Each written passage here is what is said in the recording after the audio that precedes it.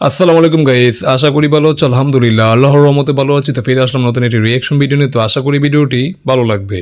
আজকে আমরা দেখব স্ন্যাপড্রাগন 8 Gen 5। ওয়াও, এই মোটরোলা 870 ম্যাক্স। ওকে, মানে মোটরোলা 870 ম্যাক্স স্ন্যাপড্রাগন 8 Gen 5 এ। Okay, gaming performance, throttling and battery test. Okay, সেটা আমরা দেখব। তো চলো প্লাসকে রিয়েক্ট করব। তো চলো বেশি দেরি করে আজকে ভিডিও রিয়াকশন শুরু করি। 1 2 3। অবশেষে মোটরোলা কোম্পানি ডিজাইন চেঞ্জ করে দিল ফোনের। মোটরোলা বরাবরই আমরা যেটা চাই সেটা ক্রমশ দেরিতে হলেও ঠিক করে। ওরে ভাই, মোটরোলা তো আসলে পুরোপুরি ডিজাইন চেঞ্জ করে ফেলেছে। ঠিক আছে, যদি আমি মোটরোলার ফোন বর্তমানে কিনার সাজেস্ট করি না, কারণ তাদের ফোনে অনেকগুলো ইস্যু দেখা দেয়, বা 5-6 মাস ইউজ করার পর কি হয়তো ফোনের কি বলতো তোমার সার্কিট বোর্ড নষ্ট হয়ে যায়, বা ফোনের যে মাদার বোর্ড ওটা নষ্ট হয়ে যায় বা ডেট হয়ে যায়, প্লাস ক্যামেরাতে ফগ ইস্যু দেখা দেয়, যেটা একটা সমস্যা। এই কারণে আমি মোটরোলা ফোন কিনার সাজেস্ট করি না। বাট তারপর আজকে মোটরোলার নতুন ফোন বেরিয়েছে, মোটরোলা 870 ম্যাক্স। আর এটা ডিজাইনটা দেখো পুরোপুরি চেঞ্জ হয়ে গেছে, যেটা দেখতে কিন্তু খুবই সুন্দর লাগছে, খারাপ না। তো চলো ভিডিও প্লে করি। আশা করা যায় ভবিষ্যতে মোটরোলার ফোন নিয়ে আমাদের খুব একটা কমপ্লেন করার সুযোগ থাকবে না। আর আজকে এই সব কথা বলার কারণ হচ্ছে মোটরোলার সব থেকে দামি ফোন মোটো সিগনেচার। ফ্লিপ ফোনের কথা বলছি না। এবার কোম্পানি তার থেকেও কম দামি একটা ফোন লঞ্চ করেছে, যে ফোনটার নাম দিয়েছে ম্যাক্স। এবার ম্যাক্সিমাম দাম নেই যে ফোনের, সেই ফোনের নাম কেন ম্যাক্স সেটা জানার জন্যই আজকের এই ভিডিও। ফোনের ডিজাইন চেঞ্জ হয়েছে এবং আর কি কি আছে, কতটা ফ্ল্যাগশিপ হলো ফোনটা, কিন্তু ফোনের দাম কম রাখার জন্য মোটরোলা কোথায় কোথায় কম্প্রোমাইজ করলো, আজকের ভিডিওতে সেই সব আলোচনা হবে। ভিডিও দেখতে থাকুন, শেষে গিয়ে ভালো লাগলে লাইক করে দেবেন। প্রশ্ন অনেকগুলো, ফোনটা দিয়ে গেম খেলা যাবে এটা তো পরিষ্কার বোঝা যাচ্ছে, কারণ মোটরোলা এবার গেমিং সেন্ট্রিক ফোন বানিয়েছে। কিন্তু ফোনের ডিসপ্লে কেমন? বাইরে গিয়ে রোদের মধ্যে সেই ডিসপ্লের দিকে তাকানো যাচ্ছে, সবকিছু পরিষ্কার দেখা যাচ্ছে। নাইট ফটোগ্রাফি সাধারণত গেমিং ফোনে সেটা ভালো হয় না, মোটরোলা কি সেটা ভালো দিতে পেরেছে? ফোনের অন্যতম বড় অ্যাট্রাকশন হচ্ছে ফোনের বিশাল বড় ব্যাটারি, কিন্তু সেই ব্যাটারি ব্যাকআপ কতটা দিচ্ছে? এআই ফিচার, আজকে এআই এর যুগে সেগুলো কেমন কাজ করছে? এই সব প্রশ্নের উত্তর আসবে। তবে ফার্স্টেই বলি এই ফোনটার প্যাকেজিং এর কথা। মোটরোলা যথারীতি এনভায়রনমেন্ট ফ্রেন্ডলি প্যাকেজিং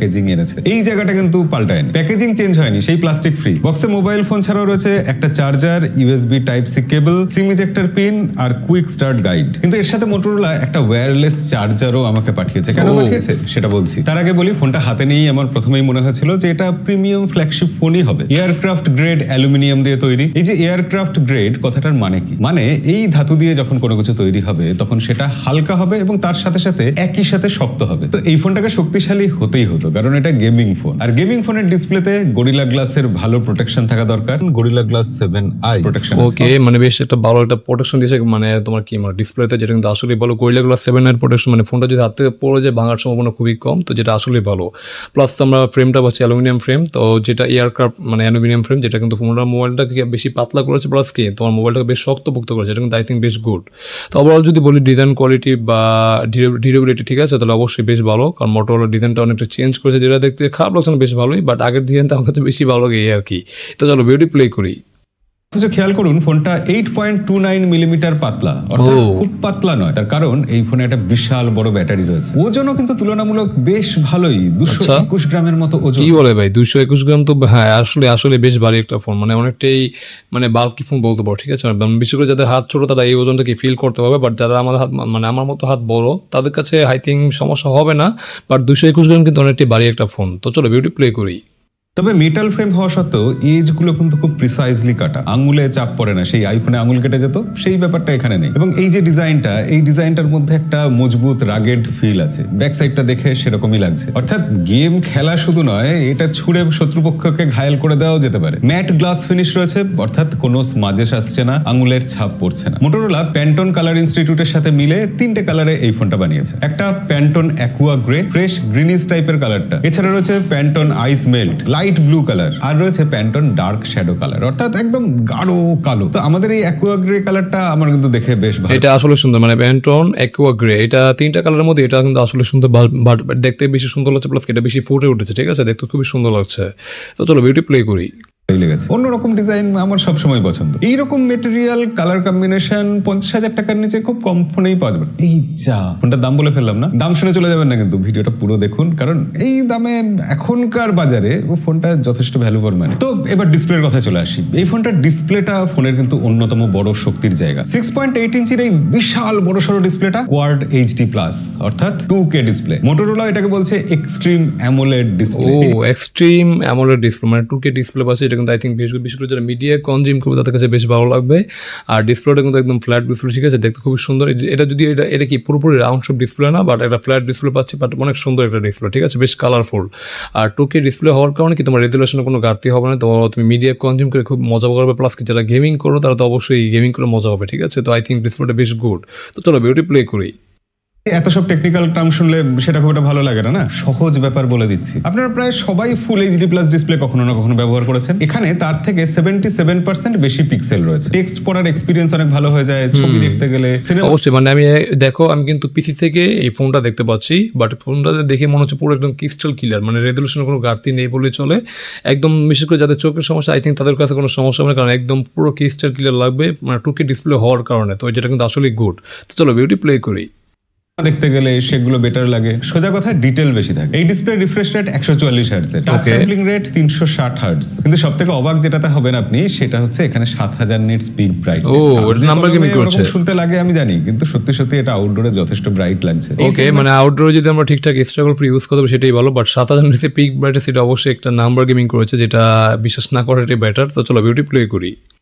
সব থেকে bright display. High brightness mode চালু থাকলে আউটডোরে ইউটিউব বা অন্যান্য ওয়েব স্ক্রলিং করতে কোথাও কোনো রকম সমস্যা হয়। HDR10 প্লাসের সাপোর্ট রয়েছে, 100% DCI-P3 কালার গ্যামেট রয়েছে, 10 বিট কালার তো আছেই, এবং তার সাথে রয়েছে প্যান্টন ভ্যালিডেট কালার। এর বাইরেও প্যান্টন স্কিন টোন ভ্যালিডেশন রয়েছে, তাই রং আর গায়ের রং দুটোই ডিসপ্লেতে একদম ন্যাচারাল দেখায়। অলওয়েজ অন ডিসপ্লে আছে, সেখানে সময় তো দেখা যায়, তার সাথে সাথে নোটিফিকেশনও দেখা যায়। জলে ভিজে গেলে যাতে আমরা ব্যবহার করতে পারি তার জন্য water touch display technology use করা হয়েছে। DC dimming SGS low blue light certification আছে। এছাড়া SGS কোম্পানি লো মোশন ব্লারের সার্টিফিকেটও দিয়ে দিয়েছে। মোদ্দা কথা হলো চোখের ওপর চাপ কমায়। এছাড়াও এখানে ডাইনামিক ভিডিও এনহ্যান্সমেন্ট রয়েছে, তার সাথে সাথে ডলবি ডিজিটালের সাপোর্ট। এই ডিসপ্লেতে ভিডিও দেখলে মনে হয় সত্যিই যেন মুভি হলে বসে আছি। এটা একটু বাড়িয়ে বললেও এক্সপিরিয়েন্স সত্যি খুবই ভালো। 50,000 টাকার নিচে এইরকম ডিসপ্লে খুব কম ফোনেই দেখা যায়। এবার ডিসপ্লে থেকে যদি আমরা ফোনের আরেকটু ভিতর দিকে যাই, আসল জিনিসটা নজর করি, অর্থাৎ পারফরমেন্স, যার জন্য এই ফোনটা তৈরি, সেখানে এটা আনম্যাচড। তার কারণ এখানে কোয়ালকম স্ন্যাপড্রাগন 8 Gen 5 প্রসেসর রয়েছে। কতটা পাওয়ারফুল প্রসেসর আশা করি আর বলতে হবে না। জিপিইউতে হার্ডওয়্যার অ্যাক্সিলারেটেড রে ট্রেসিং রয়েছে, গেমারদের জন্যই সব। AnTuTu-তে 3 মিলিয়নের ওরে ভাই 3 মিলিয়ন, মানে 30,40,209, ঠিক আছে, যেটা কিন্তু আই থিঙ্ক এটা ফ্ল্যাগশিপ, মানে ফ্ল্যাগশিপ ফোনে যেরকম আন্তর্জাতিক স্কোর পেয়ে থাকে কিন্তু সেটাই আছে, যেরকম আই থিঙ্ক বেশ গুড। মানে এটা খুবই একটা পাওয়ারফুল ফোন বা পাওয়ারফুল গেমিং ফোনও বলতে পারো। তো যারা গেমার আছো তারা এই ফোনটা অবশ্যই দিতে পারো। ইন্ডিয়ান প্রাইস 35,000, এটা এক কথা ভাই অসাধারণ একটা ফোন, বাট এটা বাংলাদেশে আসলে কত বেশি সেটা জানি না। বাংলাদেশে হয়তো 40-45 প্লাস হবে বা 50 হতে পারে, বলা যায় না। তো চলো বিউটি প্লে করি।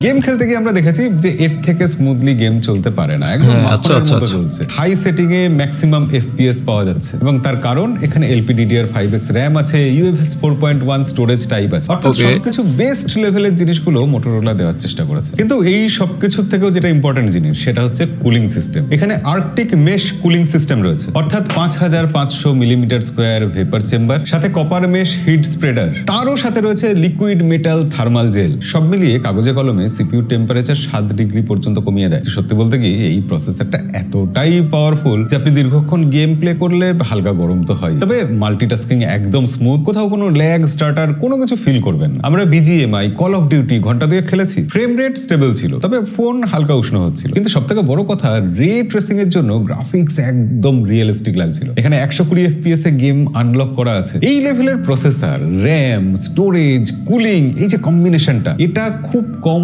ফোনেই পাওয়া যাবে 50,000 টাকার প্রাইস রেঞ্জে। কিন্তু এই ফোনটার সাথে সাথে AI রেডি ফোনও। ভবিষ্যতের AI ফিচারগুলো এখনই চলছে। তবে AI এর প্রসঙ্গে যাওয়ার আগে আমি ব্যাটারির কথা বলতে চাই। 7100 mAh ব্যাটারি আছে। আপনারা এককালে কমপ্লেন করতেন না যে ফ্ল্যাগশিপ ফোনে কেন ছোট ব্যাটারি থাকে? দেখুন কত বড় বড় ব্যাটারি দিয়ে। 7100 mAh ব্যাটারি, যেটা আই থিঙ্ক বেশ গুড, মানে ওভারঅল একটা ব্যালেন্স ব্যাটারি বলতে পারো। তো যেটা থেকে তুমি আই থিঙ্ক কমপক্ষে 1 থেকে 1.5 দিনের মতো অনায়াসে ব্যাকআপ হবে যদি হেভি ইউজ করো।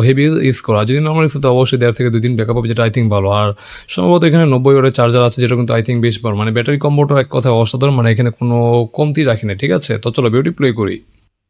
সাথে 90 ওয়াটের টার্বো পাওয়ার চার্জার, যেটা বললাম মিনিটে 50% এর মতো চার্জ হয়ে যায়। কিন্তু এই ব্যাটারিটা সিলিকন কার্বন ব্যাটারি, কিন্তু সেটা 8th জেনারেশন, অর্থাৎ প্রথম দিকে যেসব সমস্যা ছিল সিলিকন কার্বন ব্যাটারির, যা কিছু প্রবলেম সেগুলো কিন্তু এখন ফিক্স হয়ে গেছে। ডেনসিটি বেড়ে গেছে, যার ফলে অনেক কম জায়গাতে বেশি এনার্জি রাখা যাচ্ছে। কিন্তু অবাক করার বিষয় যে এই প্রাইস সেগমেন্টে প্রথমবার 25 ওয়াটের QI 2.2 ম্যাগনেটিক চার্জার এসেছে, ওয়্যারলেস চার্জার। চুম্বক দিয়ে লাগিয়ে দাও, সিকিউরলি চার্জ হবে, এবং খুব স্লো নয়, কিন্তু 40 মিনিটে 50% চার্জ হয়ে যাবে। বাহ, বাহ, এছাড়াও 5 ওয়াটের মানে আমরা এখন কিন্তু ম্যাগনেটিক চার্জার পাচ্ছি, এটা মানে বক্সের সাথে পাচ্ছি, এটা কিন্তু আসলেই ভালো, মানে এটা আসলে একটা ইউনিক ব্যাপার ছিল, মানে ম্যাগনেটিক চার্জার এটা আসলে ইউনিক। তো চলো বিউটি প্লে করি।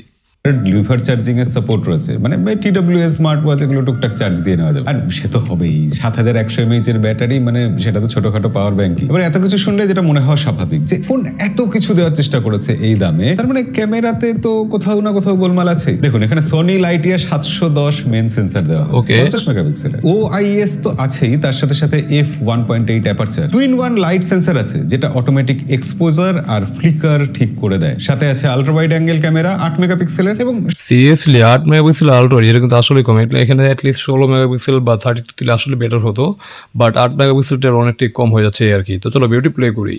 সেটাই ম্যাক্রো ক্যামেরা, মানে 8 মেগাপিক্সেলের ম্যাক্রো লেন্স। না, ব্যাক সাইডে এরপর আর কোনো ক্যামেরা নেই। এবার আমরা সামনে চলে আসবো, সেখানে রয়েছে 32 মেগাপিক্সেলের Okay, সেলফি okay. ক্যামেরা। আমরা লো লাইটে বেশ কিছু শট নিয়ে দেখেছি, অটো লাইট ভিশন খুব ভালো কাজ করে। ম্যাক্রো মানে ছবি কোয়ালিটি যদি বলি, ওয়েট আমি এখানে যদি ছবি কোয়ালিটি বলি, দেখো ছবি কোয়ালিটি আসলে ভালো, মানে অনেকটা ন্যাচারাল কালার দিচ্ছে, মানে মোটরওয়ালা যেরকম social media edit upload image provide করেন, এখানে কিন্তু এরকম লাগছে না আমার কাছে, বাট অনেকটা ন্যাচারাল মনে হচ্ছে এই আর কি। আর ছবিটা মনে হচ্ছে একদম হ্যাঁ ডিটেলস মোটামুটি আছে বলে, আর শার্পনেস কিছুটা ঘাটতি মনে হচ্ছে, বা একটু ছবি মানে ছবিগুলো দেখতে গিয়ে একটু গোলাটা লাগছে, ঠিক আছে, বাট আই থিঙ্ক মোটামুটি ভালো, খারাপ না। তো চলো বিউটি প্লে করি। পোর্ট্রেটে মাল্টিপল ফোকাল লেন্থও আছে। এই ক্যামেরা সিস্টেম 50,000 এর নিচে খুবই ভালো পারফর্ম করছে, আর হবে নাই বা কেন। এখানে মোটো AI ফটো এনহ্যান্সমেন্ট ইঞ্জিন রয়েছে। এই জিনিসটা colour, brightness, HDR, texture, noise reduction এগুলো অটোমেটিক করে দেয়। এর উপরে তো Okay. প্যান্টন আছেই, প্যান্টন ভ্যালিডেট কালার আর প্যান্টনের স্কিন টোন ভ্যালিডেশন, রং আর স্কিন টোন সত্যি ন্যাচারালি আসে। আর হ্যাঁ, AI ফিচার্স, এখনকার ক্যামেরা তো AI ছাড়া incomplete. Auto night vision, auto smile capture, frame match, air gesture, মানে হাত নাড়িয়ে ইশারা করে ফটো তোলা, photo booth mode, signature style অর্থাৎ বিভিন্ন রকম ready colour profile, ultra HDR, Instagram ready HDR support ইত্যাদি সবকিছুই দিয়েছে মোটরোলা। ভিডিওর ক্ষেত্রে ব্যাক সাইডের ক্যামেরা দিয়ে 4K 60 FPS এ ভিডিও রেকর্ড করা যাচ্ছে। Okay. অপটিক্যাল ইমেজ স্টেবিলাইজেশন আছে, সব মিলিয়ে বেশ স্টেবল ভিডিও ফুটেজ আমরা পাচ্ছি। আর ফ্রন্টের 32 মেগাপিক্সেল ক্যামেরা দিয়ে সেখানে কিন্তু 4K 30 FPS এ সর্বোচ্চ ভিডিও রেকর্ড করা যাচ্ছে। Okay, okay. Audio zoom, adaptive stabilization, hyperlapse, এছাড়া গুগল ফটোসের magic editor, eraser, photo unblur এগুলো সবই আছে। আর সফটওয়্যারের ক্ষেত্রে অ্যান্ড্রয়েড 16 তো অবভিয়াসলি আছেই, তার উপর মোটরোলার হ্যালো UX, খুব ক্লিন, নিয়ার স্টক। ফন্টকে এখানে কাস্টমাইজ করা যায়, colour, icon, shape, wallpaper, widgets সবকিছুই পার্সোনালাইজ করা যায়। আর মোটরোলার নিজস্ব জেসচার তো আছে, ওই ফোন নাড়ালে ফ্ল্যাশ Oh. জ্বলে উঠবে, ফটো উঠে যাবে। এবং এই ফোনটাতে মোটরোলা বলছে 3 বছরের অ্যান্ড্রয়েডের আপডেট, Seriously? 5 বছরের সিকিউরিটি। না 3 বছরের অ্যান্ড্রয়েড ঠিক আছে, বাট 3 বছরটা একটু কমই মনে হয়। এখানে যদি 3 বছর না যদি মিনিমাম 4 বছর দিত আর 5 বছরের সিকিউরিটি আপডেটটা দিত, তাহলে বলতাম যে মোটামুটি একদম পুরোপুরি মানে আপডেটটা ঠিকঠাক ছিল। বাট হ্যাঁ, বা 3 বছরের আপডেট আসলে একটু কম, মানে 4 বছর দেওয়াটা দরকার ছিল, বাট ওভারঅল ঠিক আছে, খারাপ না। তো চলো বিউটি প্লে করি। আপডেট দেবে। এরপর স্বাভাবিক প্রশ্ন আসবেই, সিকিউরিটি কতটা আছে, ডিউরেবিলিটি কিরকম। হ্যাঁ, মোটরোলার ফোন মানে থিঙ্ক শিল্ড প্রোটেকশন তো আছেই, প্লাস মোটো সিকিউর আছে, মানে দুটো মিলে জিনিসটা সেই এন্টারপ্রাইজ লেভেলের প্রোটেকশন। ম্যালওয়্যার ডিটেক্ট করে, সিকিউর ফোল্ডার দেয়, পিন প্যাড স্ক্র্যাম্বলও করা যায়, এবং এই সবকিছুর সাথে গুগলের জেমিনাই বিল্ট ইন তো আছেই। আর মোটরোলার নিজস্ব কুইরা AI বলে একটা জিনিস আছে, সেটা কিন্তু আলাদা লেভেলেরই। এখানে ইমেজ ক্রিয়েট করা যায়, স্টিকার ক্রিয়েট করা যায়, অবতার ক্রিয়েট করা যায়। এর আগে ভিডিওতে বলেছিলাম ক্যাচ মি আপের মতো ফিচার আছে, পে অ্যাটেনশন, রিকল ইত্যাদি ইত্যাদি অনেক কিছু। এছাড়া AI স্ক্রিন আর ক্যামেরার ব্যবহার তো বুঝে নাই। আর ডিউরেবিলিটির ক্ষেত্রে এখানে IP68, 69 ও, রেটিংটা বেশ ভালো কিন্তু। এটা তো অবভিয়াস। সাথে 810H military grade certification. Okay. এই সব কিছুর পর যেটা বলতেই হয় যে এই ফোনের স্পিকার কোয়ালিটি, সাউন্ড নিঃসন্দেহে খুব ভালো, লাউড এবং আচ্ছা। ক্রিস্পি। ডুয়াল স্টুডিও স্পিকার আছে, ডলবি অ্যাটমসের সাপোর্ট আছে, যেটা আই থিঙ্ক বেশ গুড, মানে মোটরোলা সবগুলো ফোনে কি আমার ডলবির সাথে কি তারা কোলাবোরেশন করে, যেটা কিন্তু আসলেই ভালো। ডলবি সাপোর্ট তো বুঝেই, মানে এটা সাউন্ড কোয়ালিটি আসলেই ভালো হয়। হ্যাঁ, তো আমরা এখানে ডুয়াল স্টুডিও স্পিকার পাচ্ছি, যেটা কিন্তু আই থিঙ্ক বেশ গুড। তো চলো বিউটি প্লে করি।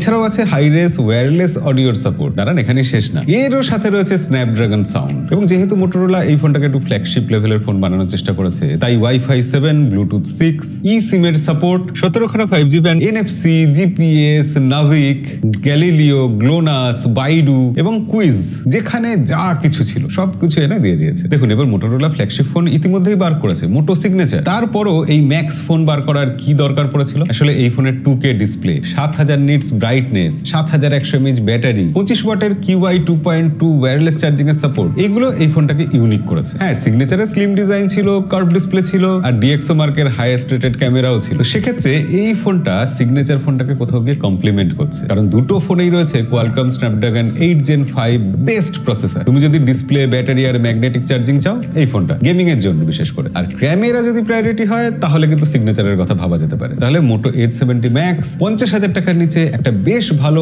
Allrounder flagship phone. হ্যাঁ, জুম লেন্সটা নেই, বাদবাকি স্ন্যাপড্রাগন 8 Gen 5 প্রসেসর, ভালো ডিসপ্লে, বড় battery, wireless charging, premium design এবং একটা ভালো ক্যামেরা, সাথে শক্তিশালী AI, সব মিলিয়ে একসাথে পাওয়া যাচ্ছে। গেমার, কন্টেন্ট ক্রিয়েটার, পাওয়ার ইউজারদের জন্য একদম ঠিকঠাক পারফেক্ট চয়েস। তাদের জন্য এটার রেটিং 10-এ 9.3 দেওয়া যেতেই পারে। জুলাই মাসের 20 তারিখ থেকে ফ্লিপকার্টে সেল শুরু হচ্ছে। আপনাদের কেমন লাগলো এই ফোনটা কমেন্টে লিখে জানাবেন, আর এরকম ভিডিও নিয়মিত দেখার জন্য আমাদেরকে ফলো করে বা সাবস্ক্রাইব করে রাখবেন। দেখা হবে পরের ভিডিওতে। আজকের মতো বিদায়।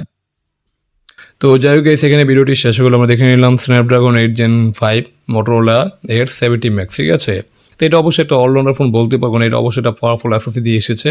তো তোমরা যারা গেমার হচ্ছে, বিশেষ করে হাইলি গেমিং করো বা গেমিং কন্টেন্ট ক্রিয়েটর হচ্ছে, তারা অবশ্যই ফোনটা দেখতে পারো, কারণ তোমরা এটা দেখে গেমিং করতে পারবে, গেমিং কন্টেন্ট ক্রিয়েশন মানে করতে পারবে, কোনো সমস্যা নেই, যেটা কিন্তু আই থিঙ্ক বেশ গুড। আর রেগুলার কাজ, মাল্টিটাস্কিং, ভিডিও এডিটিং, এগুলো তোমার সাথে করতে পারবে, কোনো সমস্যা হবে না। আর ফোনটার ডিজাইনটা কিন্তু চেঞ্জ করতে, যেটা কিন্তু আই থিঙ্ক বেশ গুড। হ্যাঁ, মোটরোলা যেটা করে তারা কি, তাদের সবগুলো ফোনকে একই ডিজাইনে বা একই প্যাটার্নে রাখে, যেটা কিন্তু দেখতে দেখতে কি মানে এক গেম এসেছে বা বোরিং লাগে, ঠিক আছে। বাট বর্তমান ডিজাইনটা যেটা দিয়েছে এটা একটা অবশ্যই ফ্রেশ ডিজাইন, দেখতে খুব সুন্দর লাগছে।